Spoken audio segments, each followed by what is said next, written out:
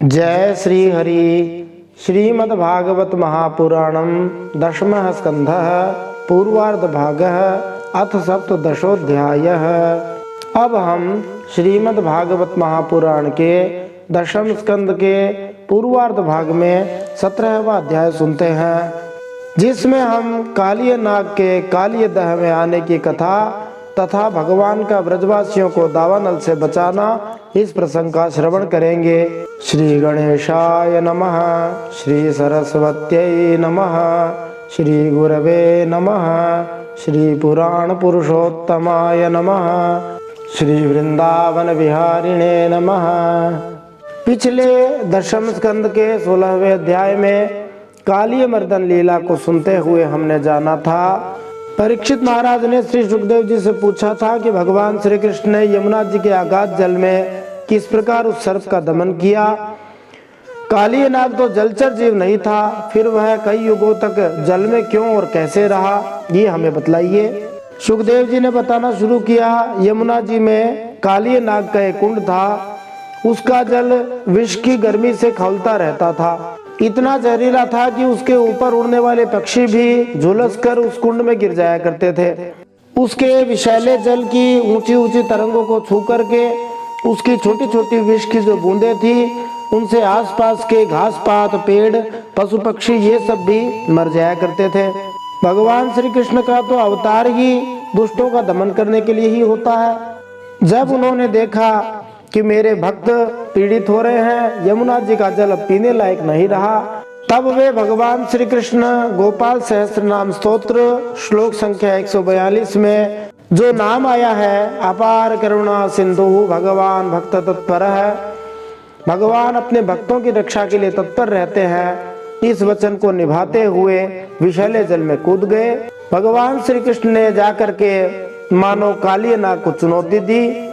वह सरोवर इतना गहरा था जिसका कोई अनुमान नहीं लगा सकता है, और भगवान श्री कृष्ण की आयु भी बहुत छोटी थी, लगभग 5 वर्ष की उनकी आयु थी। उन्होंने उस कालिय दह में जाकर के जल को 400 हाथ ऊंचे तक फैला दिया, इतनी जोर से जल में हलचल मचाई। भगवान श्री कृष्ण ने जल में जाकर के बहुत जोर से शब्द किया। आंख से ही सुनने वाले कालिय नाग ने जब आवाज सुनी, तब वह भगवान श्री कृष्ण के सामने आ खड़ा हुआ।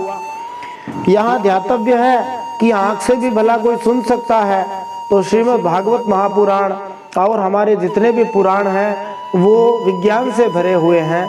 5000 वर्ष पहले श्रीमद् भागवत में लिख दिया गया कि सांप के कान नहीं होते हैं, सांप बहरा होता है, सांप को चक्षुश्रवा कहा जाता है। आधुनिक विज्ञान तो कहता है कि सांप किसी आवाज को सुन करके फिर जबड़े में खड्डी होती है उसे अंदर के कान की ओर भेज देता है, और जब कोई कहता है कि बीन बजाते हैं तो सांप क्यों नाचता है, तो वास्तव में सांप बीन को देखकर नाचता है। तो सांप आंखों के माध्यम से ही सुनता है। श्रीमद् भागवत निश्चित रूप से इस प्रकार की वैज्ञानिक घटनाओं से, वैज्ञानिक तथ्यों से भरा हुआ है। कालिय नाग ने भगवान श्री कृष्ण को अपने पास में बांध लिया था। एक बार फिर से भगवान श्री कृष्ण ने अपने पूर्व अवतार श्री रामावतार की लीलाओं का अनुकरण किया। जैसे श्री राम जी नागपाश में बंधे थे, वैसे ही श्री कृष्ण भगवान भी नागपाश में बंध गए। इससे सिद्ध होता है कि भगवान श्री हरि ही राम जी के रूप में आए थे, और वे श्री हरि ही श्री कृष्ण रूप में आए थे। राम और कृष्ण एक ही हैं, उनमें कोई अंतर नहीं है। जब भगवान श्री कृष्ण को कालिय नाग ने अपने पास में जकड़ लिया, मर्म स्थानों में डसने लगा, आसपास जो ग्वाल बाल आदि खड़े थे वे सब मूर्छित होकर गिर पड़े, क्योंकि वे सब भगवान को अत्यंत प्रेम करते थे। उन ग्वाल बालों की बात तो छोड़िए, गाय बैल बछिया बछड़े ये सब भी जोर जोर से दुखी होकर रोने लगे थे, डकराने लगे थे। उस समय पृथ्वी पर अनेक प्रकार के उत्पात होने लगे थे। कुछ इस प्रकार के उत्पात होते हैं जो अशुभ घटनाओं का संकेत करते हैं, जैसे पृथ्वी में भूकंप आदि आना, आकाश में उल्का पिंडों का ज्यादा गिरना, शरीर में भी यदि कंपन ज्यादा होता है, अथवा यदि किसी पुरुष की बाईं आंख अथवा बायां अंग बार बार फड़कता है तो समझो कि वह अपशकुन है। महिलाओं में दायां अंग फड़कना अपशकुन माना जाता है। इस प्रकार उस समय ब्रज में अनेक अपशकुन होने लगे थे। नंद बाबा आदि सब भाग करके वहां गए। उन्होंने सबने सोचा कि भगवान श्री कृष्ण की मृत्यु हो गई। वास्तव में जो लोग भगवान के प्रभाव को ठीक प्रकार से नहीं जानते हैं वे ही ऐसा सोचते हैं कि भगवान मर गए। जो भगवान के प्रभाव को जानने वाले हैं वे समझते हैं कि भगवान न जन्मते हैं न मरते हैं। परंतु भक्त जो है वो प्रेम से विह्वल हो जाते हैं, इसलिए अत्यंत स्नेह के कारण वे ऐसा सोचने लग गए थे कि श्री कृष्ण पर संकट आ गया। सभी ब्रजवासियों को इतना भयभीत और आतुर होते देखकर बलराम जी को हंसी आ गई। बलराम जी की हंसी आने के पीछे उनके परिहास करने का, उनका मजाक उड़ाने का उद्देश्य नहीं था, बल्कि बलराम जी ये सोच रहे थे कि ये श्री कृष्ण भगवान श्री विष्णु के रूप में रहते हैं, मैं हमेशा शेषनाग के रूप में इनके ऊपर रहता हूँ, मेरे साथ तो कभी नहीं खेलते। इस छोटे से तुच्छ से संसारी सांप के साथ भगवान खेल रहे हैं, इसलिए बलराम जी को हंसी आ गई थी। ब्रजवासी अपने कृष्ण कन्हैया को ढूंढने लगे। उन्हें भगवान को ढूंढने में कोई परेशानी नहीं हुई। उन्हें मार्ग में भगवान के चरण चिन्ह मिल जाते थे।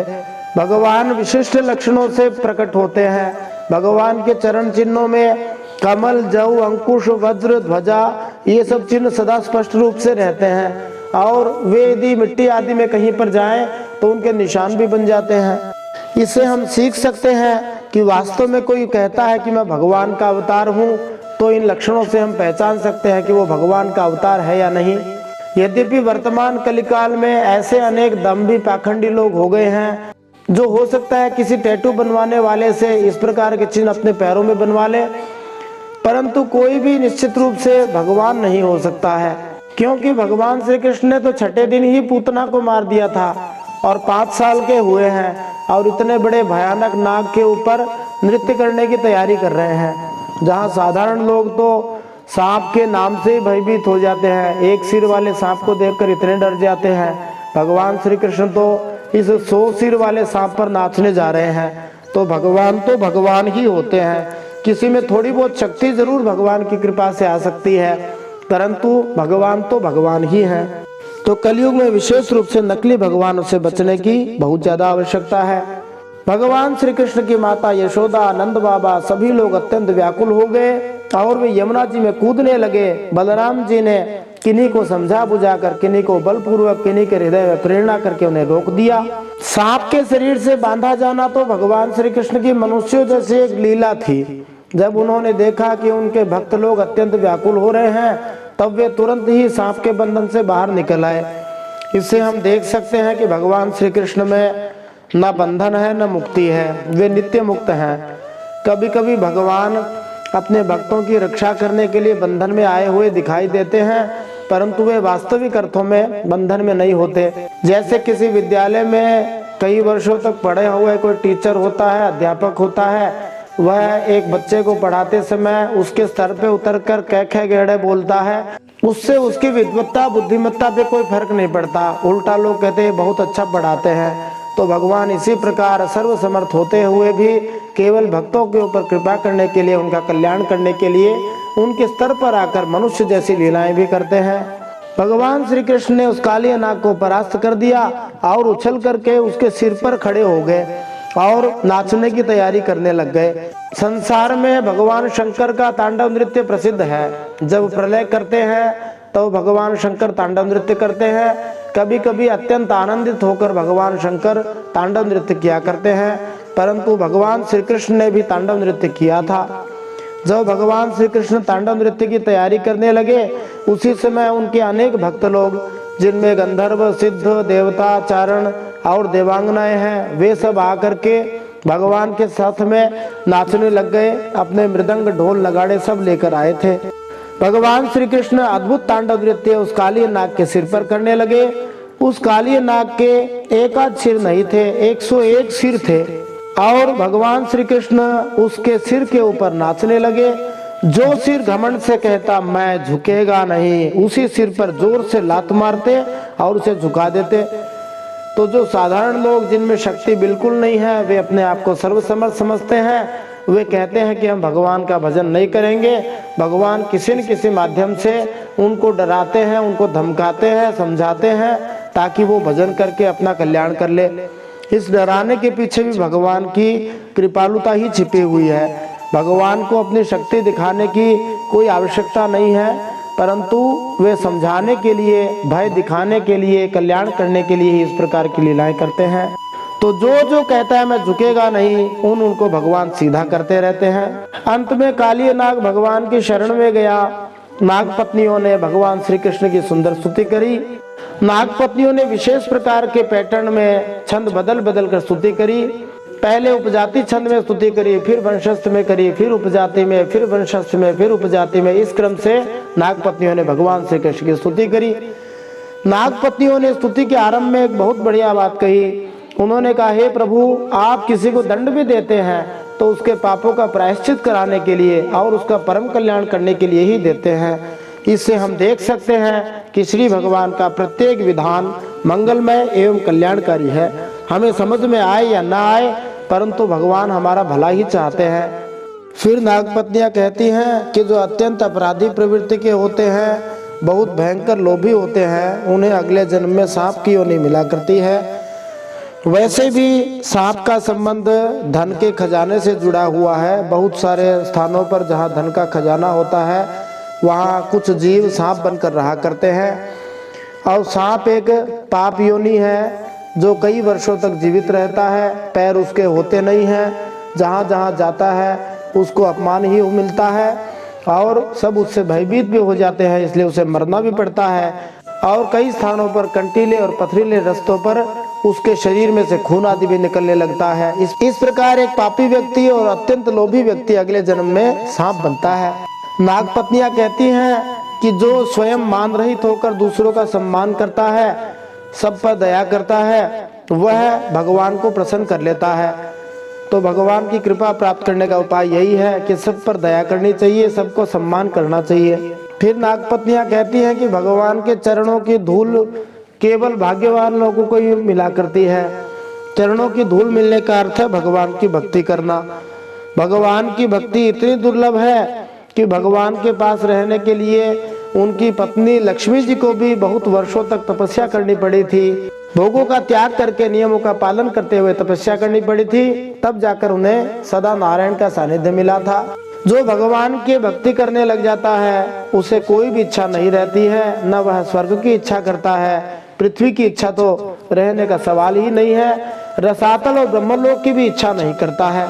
अणिमा आदि योग सिद्धियों की भी चाह उसे नहीं होती है, जिसे भगवान के चरणों की रस प्राप्त हो गई है, जो दूसरों लोगों के लिए सर्वथा दुर्लभ है, जिसको प्राप्त करने की इच्छा मात्र से ही संसार में पड़े हुए जीव को संसार के वैभव संपत्ति की तो बात ही क्या, मोक्ष की भी प्राप्ति हो जाती है। तो भगवान के चरण में रहने से संसार के भोग और मोक्ष दोनों प्राप्त हो सकते हैं। किसी भी प्रकार से भगवान में लगना चाहिए। संसार में 3 प्रकार के जीव होते हैं जो 3 गुणों से प्रभावित रहते हैं, सत्वगुण, रजोगुण और तमोगुण। जो सत्वगुणी व्यक्ति होते हैं वे शांत होते हैं, और जो रजोगुणी व्यक्ति होते हैं वे कभी शांत होते कभी अशांत होते हैं, प्रायः अशांत ही हुआ करते हैं।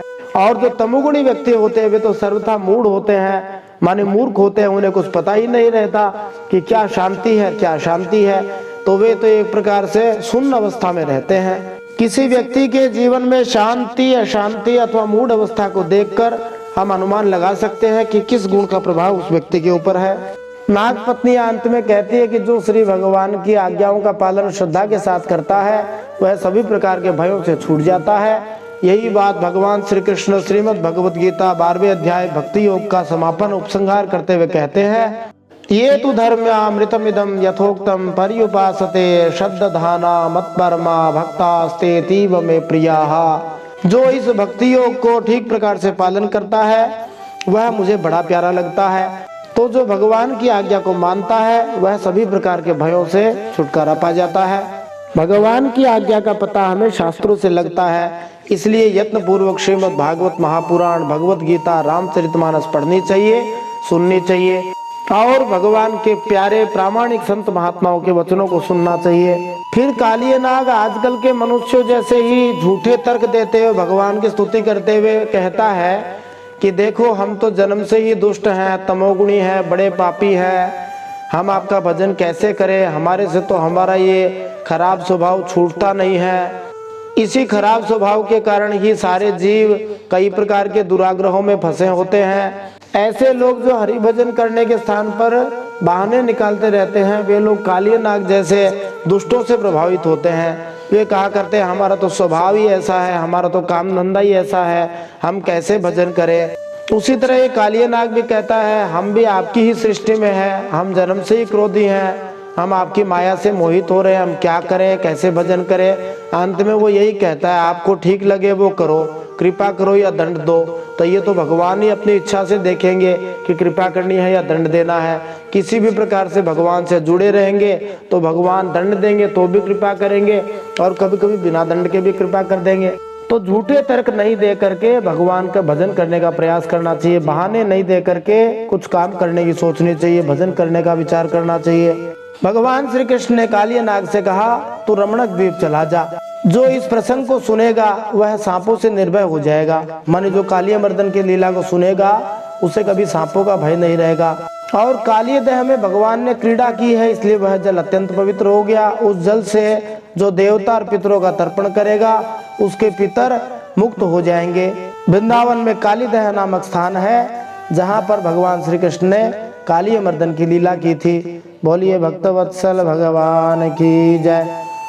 अब हम श्रीमद् भागवत महापुराण के दशम स्कंद के पूर्वार्ध भाग के 17वें अध्याय में कालिया नाग के कालिया दह में आने की कथा तथा भगवान का ब्रजवासियों को दावानल से बचाना, इस प्रसंग को सुनते हुए इन प्रश्नों के उत्तर प्राप्त कर सकते हैं। सांपों ने अपनी रक्षा के लिए गरुड़ जी के साथ क्या समझौता किया था? कालिया नाग ने गरुड़ जी का कौन सा अपराध किया था? कालिया नाग ने रमणक द्वीप क्यों छोड़ा था?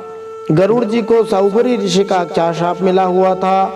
भगवान श्री कृष्ण ने अग्निपान क्यों किया था? आइए इन सब प्रश्नों के उत्तर आज के इस दशम स्कंद के 17वें अध्याय को सुनते हुए प्राप्त करते हैं। जय श्री हरि।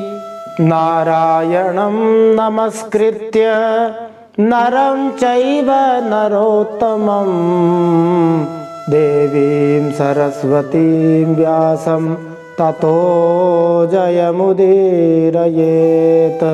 भगवान श्री नर नारायण को प्रणाम करते हुए, श्री गणेश जी महाराज, माता सरस्वती, वेदव्यास भगवान को प्रणाम करते हुए, हृदयाराध्य श्री हरि चरणों में प्रणाम करते हुए, भगवत स्वरूप श्रीमद् भागवत को प्रणाम करते हुए, श्री सुखदेव मुनि और परीक्षित महाराज को प्रणाम करते हुए, अनंत कोटि सब संत महात्माओं वैष्णवों को प्रणाम करते हुए, भगवान से वृंदावन बिहारी को प्रणाम करते हुए, अब हम श्रीमद् भागवत महापुराण के दशम स्कंद के पूर्वार्ध भाग में 17वां अध्याय सुनते हैं, जिसमें हम कालिया दह में आने की कथा तथा भगवान का ब्रजवासियों को दावानल से बचाना, दूसरे शब्दों में कालिया का इतिहास श्रवण करते हैं। श्रीमद् भागवत महापुराणम दशमः स्कंधः पूर्वार्ध भागः अथ सप्तदशोऽध्यायः। राजोवाच नागालयं रमणकं कस्मात् तत्याज कालियः कृतं किं वा सुपर्णस्य तेनैकेनासमञ्जसम्। परीक्षित महाराज ने श्री सुखदेव जी से पूछा, हे भगवान, कालिया नाग ने नागों के निवास स्थान रमणक द्वीप को क्यों छोड़ा था और उस अकेले ने ही गरुड़ जी का कौन सा अपराध किया था? श्री शुक उवाच उपहार्य हि सर्पजनैर्मासि मासि हयो बलिः वानस्पत्यो महाबाहो नागानां प्राङ् निरूपितः स्वं स्वं भागं प्रयच्छन्ति नागाः पर्वणि गोपीथायात्मनः सर्वे सुपर्णाय महात्मने। श्री सुखदेव जी ने परीक्षित महाराज का उत्तर देते हुए कहा, पूर्व काल में गरुड़ जी को उपहार स्वरूप प्राप्त होने वाले सांपों ने यह नियम कर लिया था कि प्रत्येक महीने में निर्दिष्ट वृक्ष के नीचे गरुड़ को एक सांप की भेंट दी जाए। श्रीधर स्वामी जी ने इस श्लोक की एक दूसरी व्याख्या भी दी है। इस श्लोक में उपहार्य शब्द का एक दूसरा अर्थ भी किया जा सकता है, जिसका अर्थ है जिन्हें खाया जाना है उनके द्वारा। इसी तरह सर्पजनई का अर्थ है वे मनुष्य जो सर्प जाति के अधीन थे या उससे संबंधित थे। इस पाठ के अनुसार मनुष्यों का एक समुदाय सांपों के अधीन हो गया था और उनके द्वारा खाए जा सकते थे। इससे बचने के लिए ये लोग सर्पों को मासिक भेंट चढ़ाते थे, जिसमें से एक अंश वे गरुड़ जी को देते थे ताकि वे उन्हें खा न जाए। यहाँ जो विशेष अर्थ प्रस्तुत किया गया है वह श्रील सनातन गोस्वामी की टीका तथा श्रील प्रभुपाद द्वारा श्री कृष्ण लीला पुरुषोत्तम भगवान नामक ग्रंथ पर आधारित है। हर हालत में सभी आचार्य एकमत हैं कि सर्पों ने गरुड़ से सुरक्षा मोल ले रखी थी, ये उनका समझौता था। तो उनका नियम था कि प्रत्येक अमावस्या को सारे सांप अपनी रक्षा के लिए महात्मा गरुड़ जी को अपना अपना भाग देते रहते थे। इसके पीछे जो कथा है वो इस प्रकार है। गरुड़ जी की माता थी जिनका नाम था विनता, सांपों की माता थी कद्रू। उनमें आपस में सदा ही वैर रहता था। माता का वैर स्मरण करके गरुड़ जी जो सर्प मिलता उसी को खा जाते थे।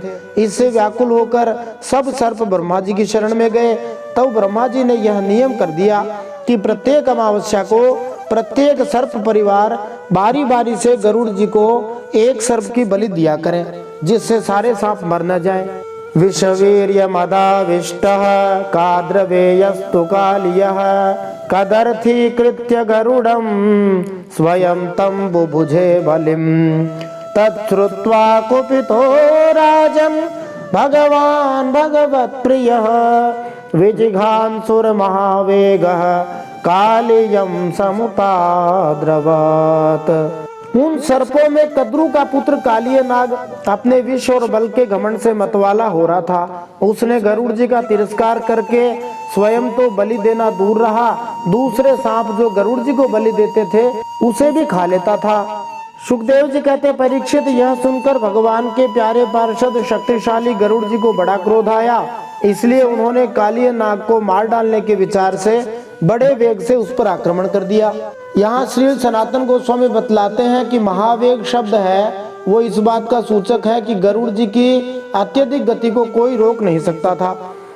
गरुड़ जी वैसे भी बहुत तेज गति से उड़ने वाले हैं। फिर श्री सुखदेव जी वंशस्थ छंदों में गाते हैं, तमापतंतम तरसा विषायुधः प्रत्यभ्ययादुच्छ्रितनैकमस्तकः दद्भिः सुपर्णं व्यदशददायुध करालजिह्वोच्छ्वसितोग्रलोचनः।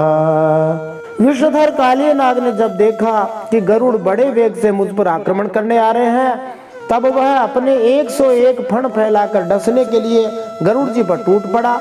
उसके पास शस्त्र थे केवल उसके दांत, इसलिए उसने दांतों से गरुड़ जी को डस लिया। उस समय वह अपनी भयावनी जीभे लपलपा रहा था, सांसें लंबी लंबी चल रही थी, आंखें बड़ी डरावनी जान पड़ती थी। आचार्यों का कहना है कि कालिय ने विश्वमन करके शत्रु पर विष आयुध का प्रयोग दूर से और अपने भयावने दांतों से डसकर निकट से किया। इस प्रकार कालिय नाग ने दूर से और पास से दोनों प्रकार से गरुड़ जी पर आक्रमण किया। तम तार्क्ष्य पुत्रः सनिरस्य मन्युमान् प्रचंड वेगो मधुसूदनासनः पक्षेण सव्येन हिरण्यरोचिषा जघान कद्रुसुतमुग्र विक्रमः। तार्क्ष का पुत्र गरुड़ जी भगवान श्री विष्णु के वाहन हैं और उनका वेग तथा पराक्रम भी अतुलनीय है। काले नाग की यह ढिठाई देखकर गरुड़ महाराज का क्रोध और भी बढ़ गया तथा उन्होंने उसे अपने शरीर से झटक कर दूर फेंक दिया और अपने सुनहले बाएं पंख से काली नाग पर बड़े जोर से प्रहार किया। सुपर्ण पक्षाभिहतः कालियोतीव विह्वलः रदं विवेश कालिन्द्यास् तदगम्यं दुरासदम् तत्रैकदा जलचरं गरुडो भक्ष्यमीप्सितं निवारितः सौभरिणा प्रसह्य क्षुधितो हरत्। गरुड़ जी के पंख की चोट से काली नाग घायल हो गया। वह घबरा कर वहां से भागा और यमुना जी के इस कुंड में चला आया जिसको कालीदह कहा जाता है। यमुना जी का यह कुंड गरुड़ जी के लिए अगम्य था, साथ ही वह इतना गहरा था कि उसमें दूसरे लोग भी नहीं जा सकते थे। इसी स्थान पर एक दिन भूख से पीड़ित गरुड़ जी ने तपस्वी सौभरी के मना करने पर भी अपने अभीष्ट भक्ष्य मछली को बलपूर्वक पकड़कर खा लिया था। अब यहाँ पर श्री सुखदेव जी बता रहे हैं कि गरुड़ जी यमुना नदी के उस सरोवर तक क्यों नहीं पहुँच सकते थे। मछलियों को खाना पक्षियों का स्वभाव ही होता है। अतः यदि गरुड़ जी श्री भगवान की व्यवस्था के अनुसार मछली खाकर अपना जीवन निर्वाह करते हैं तो वह कोई अपराध नहीं करते। किंतु सौभरी नामक मुनि थे, जिनकी कथा पिछले 9वें स्कंद में आई है, जिन्होंने 50 राजकुमारियों से विवाह किया था। उन्होंने एक महानतर व्यक्ति को अपनी भोज्य वस्तु खाने से मना किया, एक अपराध कर दिया। श्री विश्वनाथ चक्रवर्ती ठाकुर के अनुसार सौभरी ने 2 अपराध किए। एक तो यह कि उन्होंने गरुड़ जैसे उच्च महात्मा को आदेश देने का साहस दिखलाया। दूसरा यह कि उन्होंने गरुड़ जी को उनकी इच्छा तृप्त करने से रोक दिया और सौभरी मुनि को एक वैष्णव गरुड़ जी का अपराध करने का फल भी भोगना पड़ा। मीनान् सुदुःखितान् दृष्ट्वा दीनान् मीनपतौ हते कृपया सौभरी प्राह तत्रत्य क्षेममाचरन् अत्र प्रविश्य गरुडो यदि मत्स्यांश खादति सद्यः प्राणैर्वियुज्येत सत्यमेतद् ब्रवीम्यहम्। अपने मुखिया मत्स्यराज के मारे जाने के कारण मछलियों को बड़ा दुख हुआ।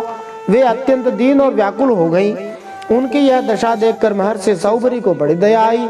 उन्होंने उस कुंड में रहने वाले सब जीवों की भलाई के लिए गरुड़ जी को यह शाप दे दिया। इस प्रसंग में श्री प्रभुपाद जी श्री विश्वनाथ चक्रवर्ती ठाकुर का उदाहरण देते हुए कहते हैं कि जब हमारी तथाकथित दया श्री भगवान के आदेश से मेल नहीं खाती तो उससे केवल उत्पात ही मचता है। चूंकि सौभरी मुनि गरुड़ जी को उस सरोवर में आने से मना कर देते हैं, अतएव कालीय उसमें घुस गया और उसने उसे अपना आवासी बना लिया। इस तरह सरोवर के सभी निवासियों पर शाप ही आ गिरा, क्योंकि कालीय तो वैसे ही दुष्ट था, उसने तो सभी मछलियों को एक प्रकार से खा लिया। तो सौभरी ने शाप दिया कि यदि गरुड़ फिर कभी इस कुंड में घुसकर मछलियों को खाएंगे तो उसी क्षण प्राणों से हाथ धो बैठेंगे। मैं यह सत्य सत्य कहता हूँ। इस प्रसंग में आचार्यों की व्याख्या है कि सौभरी मुनि मछली के प्रति भौतिक आसक्ति एवं स्नेह के कारण स्थिति पर आध्यात्मिक दृष्टि से विचार नहीं कर सके। श्रीमद् भागवतम के 9वें स्कंद में इसी अपराध के कारण उनका पतन दिखलाया गया है। मिथ्या दंभ के कारण सौभरी मुनि की तपोशक्ति जाती रही, इसी के साथ उनका आध्यात्मिक सौंदर्य तथा सुख भी जाता रहा। जब गरुड़ जी यमुना नदी में आए तो सौभरी मुनि ने सोचा, वह भले ही श्री भगवान के निजी पार्षद क्यों न हो, मैं उसे शाप देकर रहूंगा और यदि मेरे आदेश का पालन नहीं करेगा तो मार भी डालूंगा। किसी प्रतिष्ठित वैष्णव के विरुद्ध ऐसा आक्रामक रवैया जीवन में किसी के भी पवित्र पद को निस्संदेह विनष्ट कर देगा। इसलिए प्रयास करना चाहिए कि भगवान के भक्तों के प्रति कभी भी अपराध नहीं हो। गोस्वामी तुलसीदास जी ने श्री रामचरितमानस में कहा भी है, जो अपराध भगत कर करई राम रोष पावक सो जरई। जो भक्तों के प्रति अपराध करेगा वह भगवान के क्रोधाग्नि में जल जाएगा। 9वें स्कंद में बतलाया गया है कि सौभरी मुनि ने अनेक सुंदर स्त्रियों से विवाह किया, उनकी संगति से भारी कष्ट सहे, किंतु चूंकि वे एक बार श्री वृंदावन में यमुना की शरण लेकर यशस्वी बने थे, अतः अंत में उनका उद्धार तो हो गया था। फिर सुखदेव जी कहते हैं, तम कालियः परम वेद नान्यः कश्चन लेलिह अवात्सीत् गरुडाद् भीतः कृष्णेन च विवासितः कृष्णं हृदाद् विनिष्क्रान्तं दिव्यस्रगन्धवाससं महामणिगणाकीर्णं जाम्बूनद परिष्कृतम। सुखदेव जी कहते हैं, महर्षि सौभरी के इस शाप की बात कालिय नाग के सिवा और कोई सांप नहीं जानता था, इसलिए वह गरुड़ जी के भय से वहां रहने लगा था। और भगवान श्री कृष्ण ने कालिय नाग को निर्भय करके उस काली दह से रमणक द्वीप में भेज दिया था। इधर भगवान श्री कृष्ण दिव्य माला, गंध, वस्त्र, महामूल्य मणि और सुवर्णमय आभूषणों से विभूषित होकर उस कुंड से बाहर निकल आए। उपलभ्योत्थिताः सर्वे लब्ध प्राणा वासवः प्रमोद निभृतात्मानो गोपाः प्रीत्याभिरेभिरे यशोदारोहिणी नंदो गोप्यो गोपाश्च कौरव कृष्णं समेत्य लब्धेः आसन् लब्ध मनोरथाः। भगवान श्री कृष्ण को उस काली दह से बाहर निकले देखकर सब के सब ब्रजवासी इस प्रकार उठ खड़े हुए जैसे प्राणों को पाकर इंद्रियां सचेत हो जाती हैं। जब मर जाता है तो इंद्रियां भी सचेत नहीं रहती हैं, लेकिन जब प्राण आ जाते हैं तो इंद्रियों में भी सचेतनता आ जाती है। सभी गोपों का हृदय आनंद से भर गया। वे बड़े प्रेम और प्रसन्नता से अपने कन्हैया को हृदय से लगाने लगे। सुखदेव जी कहते, परीक्षित, यशोदा रानी, रोहिणी जी, नंद बाबा, गोपी और गोप सभी श्री कृष्ण को पाकर सचेत हो गए। उनका मनोरथ सफल हो गया। बोलिए कृष्ण कन्हैया लाल की जय। काली अमरदन भगवान की जय। रामश्चाच्युत मालिंग्य जहाँ सास्यानुभाव भेद नगा गावो वृषावत्सा लेभिरे परमामुदम नंदम विप्राः समागत्य गुरवः सकलत्रकाः ऊचुस्ते कालियग्रस्तो दिष्ट्या मुक्तस्तवात्मजः। श्री बलराम जी तो भगवान श्री कृष्ण का प्रभाव जानते ही थे। वे श्री कृष्ण को हृदय से लगाकर हंसने लगे। पर्वत, वृक्ष, गाय, बैल, बछड़े सब के सब आनंद मग्न हो गए। गोपों के कुलगुरु ब्राह्मणों ने अपनी पत्नियों के साथ नंद बाबा के पास आकर कहा, नंद जी, तुम्हारे बालक को काली नाग ने पकड़ लिया था, सो छूटकर आ गया है। यह बड़े सौभाग्य की बात है। अब क्या करना चाहिए? तो कहते हैं, देहि दानम द्विजातीनां कृष्ण निर्मुक्ति हेतवे नंदः प्रीतमना राजन् गाः सुवर्णं तदादिशत् यशोदापि महाभागा नष्टलब्ध प्रजा सती परिष्वज्याङ्कमारोप्य मुमोचा शुक्लाम्बुः। भगवान श्री कृष्ण के मृत्यु के मुख से लौट आने के उपलक्ष्य में तुम ब्राह्मणों को दान करो। हे परीक्षित, ब्राह्मणों की बात सुनकर नंद बाबा को बड़ी प्रसन्नता हुई। उन्होंने बहुत सा सोना और गौएं ब्राह्मणों को दान दी। परम सौभाग्यवती देवी यशोदा मैया ने भी काल के गाल से बचे हुए अपने लाल को गोद में लेकर हृदय से चिपका लिया। उनकी आंखों से आनंद के आंसुओं की बूंदें टप टप करती हुई गिर रही थी। ताम्रात्रिम तत्र राजेंद्र क्षुत्रिभ्याम समकर्षिताः ऊषुर्व्रजौकसो गावः कालिन्द्या उपकूलतः तदा शुचिवनोद्भूतो दावाग्निः सर्वतो व्रजम् सुप्तम निशीथ आवृत्य प्रदग्धोमुपचक्रमे। सुखदेव जी कहते हैं, ब्रजवासी और गौएं सब बहुत ही थक गए थे। ऊपर से भूख प्यास भी लग रही थी, इसलिए उस रात वे व्रज में नहीं गए, वहीं यमुना जी के तट पर सो गए। इस श्लोक में संकेत किया गया है कि यद्यपि लोग भूख तथा प्यास से निर्बल हो गए थे, किंतु उन्होंने वहां पर उपस्थित गायों का दूध नहीं पिया था, क्योंकि उन्हें भय था कि उनका दूध सर्प के विष से दूषित न हो गया हो। वृंदावन वासी अपने प्रिय भगवान श्री कृष्ण को वापस पाकर इतने अधिक प्रसन्न थे कि वे अपने अपने घरों को जाना नहीं चाह रहे थे। वे भगवान श्री कृष्ण के साथ यमुना तट पर ठहरना चाहते थे, जिससे वे उन्हें निरंतर देख सके। इसीलिए उन्होंने नदी के तट के निकट विश्राम करने का निश्चय किया। गर्मी के दिन थे, उधर का वन सूख गया था। आधी रात के समय उसमें आग लग गई। उस आग ने सोए हुए ब्रजवासियों को चारों ओर से घेर लिया और वह उन्हें जलाने लग गई। इस श्लोक के प्रसंग में श्री सनातन गोस्वामी तथा श्री विश्वनाथ चक्रवर्ती ठाकुर ने लिखा है कि कदाचित कालिय के किसी वफादार मित्र ने अपने मित्र का बदला लेने के लिए दावाग्नि का रूप धारण कर लिया था, या फिर कंस के किसी अनुयायी असुर ने वह आग लगाई होगी कि आज श्री कृष्ण वन में ही है, आग लगा दो। दुष्ट लोग तो ऐसे ही घात लगा के नुकसान करने के लिए तैयारी करते रहते हैं, परंतु भगवान तो सबके रक्षक हैं। भगवान को कौन भला मार सकता है। ततः उत्थाय संभ्रांता दह्यमाना व्रजौकसः कृष्णं ययुस्ते शरणं मायामनुजमीश्वरम्। कृष्ण कृष्ण महाभाग हे रामामित विक्रम एष घोरतमो वह्निस्तावकान् ग्रसते हिनः। आग की आंच लगने पर ब्रजवासी घबरा कर उठ खड़े हुए और लीला मनुष्य भगवान श्री कृष्ण की शरण में गए। वृंदावन वासियों ने यह सोचते हुए ही भगवान श्री कृष्ण की शरण दी थी कि यह वर प्राप्त बालक अवश्य ही हमें बचाने के लिए ईश्वर द्वारा शक्ति प्रदत्त होगा। उन्होंने भगवान श्री कृष्ण के जन्म दिवस पर गर्ग मुनि द्वारा कहे गए वचनों का स्मरण किया, जहाँ पर गर्ग मुनि ने 10वें स्कंद 8वें अध्याय 16वें श्लोक में नामकरण संस्कार में कहा था, अनेन सर्व दुर्गाणि यूयमंजस्तरिष्यथ। इस कन्हैया के बल पर आप समस्त अवरोधों को पार कर सकेंगे। इसीलिए वे शरण में जाकर कहते हैं, हे प्यारे कन्हैया, हे श्याम सुंदर, हे महाभाग्यवान बलराम जी, तुम दोनों का बल विक्रम अनंत है। देखो देखो, यह भयंकर आग तुम्हारे सगे संबंधी हम स्वजनों को जलाना ही चाहती है। सुदुस्तरान्नः स्वान् पाहि कालाग्नेः सुहृदः प्रभो, न शक्नुमस्त्वच्चरणं सन्त्यक्तुमकुतो भयम्। इत्थं स्वजन वैक्लव्यं निरीक्ष्य जगदीश्वरः, तमग्निमपि बत्तीव्रमनन्तोऽनंत शक्तिधृक्।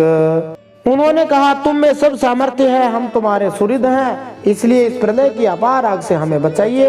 हे प्रभु, हम मृत्यु से नहीं डरते, परंतु तुम्हारे अकुतो भय चरण कमल छोड़ने में हम असमर्थ हैं।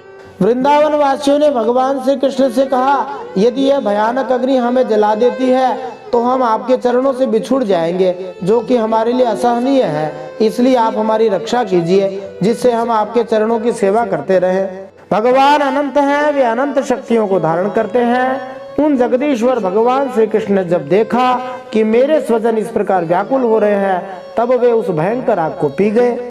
भगवान ने अग्निपान क्यों किया? संत महात्मा कई भाव देते हैं। भगवान सोचे कि मैं सबका दाह मने दुख दर्द गर्मी दूर करने के लिए ही अवतीर्ण हुआ हूँ, इसलिए यह दाह माने दुख दूर करना भी मेरा ही कर्तव्य है।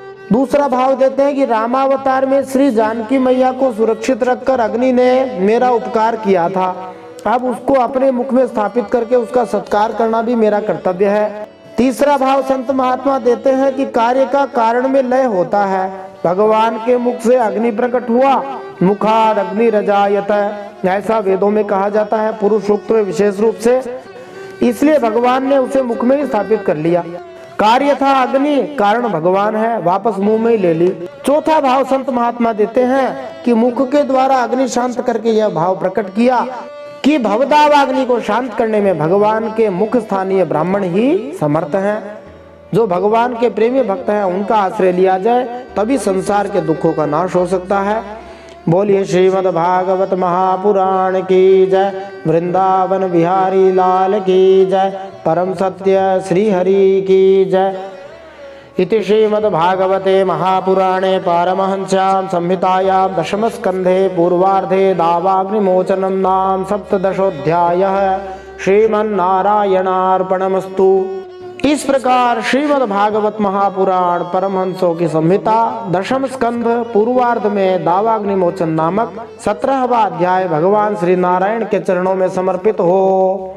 यदि यह कथा आपको अच्छी लग रही है तो आप इसे दूसरों को भेजना बिल्कुल न भूलें, शेयर करते रहें, चैनल को सब्सक्राइब करें, जिससे आपको अभी तक की जितनी कथाएं हैं सभी सुनने को मिल सके।